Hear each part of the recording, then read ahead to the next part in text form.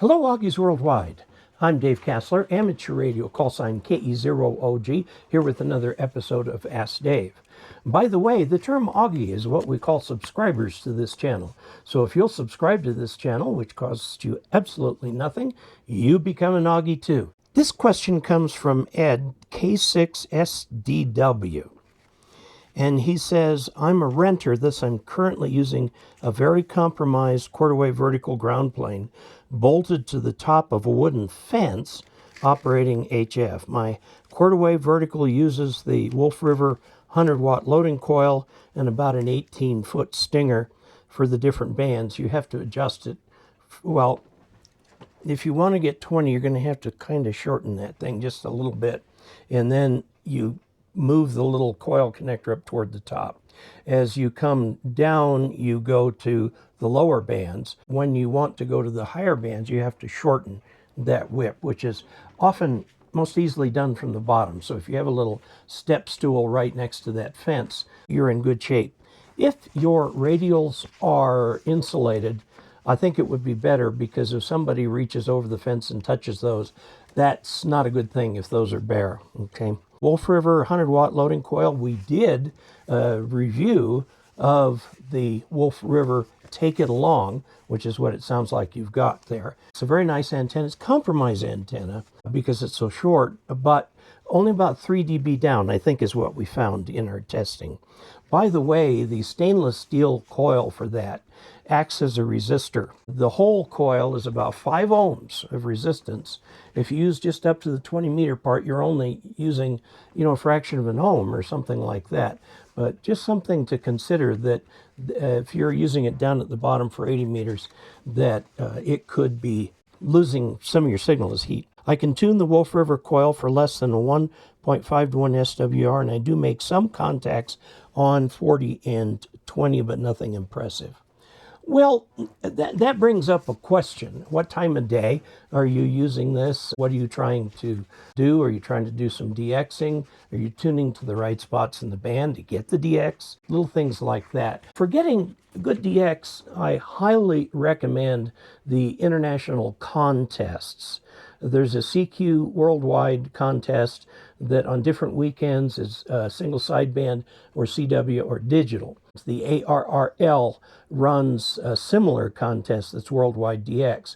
That is probably the best way to grab DX, especially a little bit later into the contest, because initially all of these stations will just run, and it's hard to get into the pileup if you've got normal, quote, barefoot station like you've got. But as the day goes on, they've already worked. A lot of the big power guys, you have a much better chance of sliding your signal in there. I'll give you the usual caveats. Listen to how the DX station operates. If it's taking the last station that calls, or the first station that calls, or something like that, if it is saying like W0 only and you're 6, don't go in when it's zeros only. That just gets the other guy peeved and he'll not work you, okay? My question is, all things being equal, is my halfway vertical antenna with a small counterpoise going to perform better than my simple quarter wave ground plane vertical with modest ground radials? I've read the halfway vertical signals will be 2.1 dB better than a quarter wave vertical. Well, I was so intrigued by your question, I did some modeling. I went into EasyNEC version 7. And so it uses the National Electric Code number 2, which is the free one. If I could fork over $350, I could get the number 4 code. And they've come out with a 5 code, but there's errors in it. And the guy who maintained it has passed away now. So there's been some sort of arrangements that if you get the license for 5, you can get the updated version that some hams got together and updated there. But let's take a look at the modeling results, shall we? Now, I'm sorry, these are a little hard to see, so we're really going to go in it. But look at this antenna. Here is your classic antenna that has been set up with 25 radials. Okay, so this is a doggone good vertical. And it's tuned so that you get a very nice SWR across the band. In this case, I made it full size for 40 meters, and this is what you would expect from that antenna. This is the radiation pattern here. The gain on this thing is a quarter dB less than an isotropic antenna. You'd be better off with a dipole by about an S unit, okay? Let's look here at a halfway vertical, and just for point of comparison, I fed this at the center, so I've got the coax coming off in this direction right here. So you got half above, half, and this comes all the way to the ground. Okay, now I want you to look. The SWR on the thing is a little harder to deal with. You will need to use a tuner. Now, most modern radios have built-in tuners that'll handle up to 3-to-1, so you can get the tuner in there. But I want you to notice what this does to the takeoff angle. Okay, it goes from 15 degrees, 1, 2, 3 is 15 right here, okay, and over here it's 10, 20, 25 degrees up here. This is considered better for DX. Okay, it puts your signal down toward the horizon. Okay, and if you build it, a number of ways of building this. These are for full-size radials, but you can do it otherwise. These are over real ground, not free space. I don't know any ham who lives in free space. Even on the International Space Station, they've got that entire station to act as a counterpoise to them, so they're not truly in free space either. To be in free space, you'd have to put on an entirely plastic astronaut suit and go wandering a few miles away from the International Space Station, and then hold up your handheld, and yes, then you're in free space. By the way, good luck getting back. A nice ground-mounted vertical, I have a ground-mounted vertical, or a nice full wavelength. Now, the pattern on this is going to be about the same whether this is electrically shortened or not. Okay, what we see is the halfway vertical puts out its main lobes. It's just classic vertical. This goes all the way around, by the way. Brings the pattern down a little bit.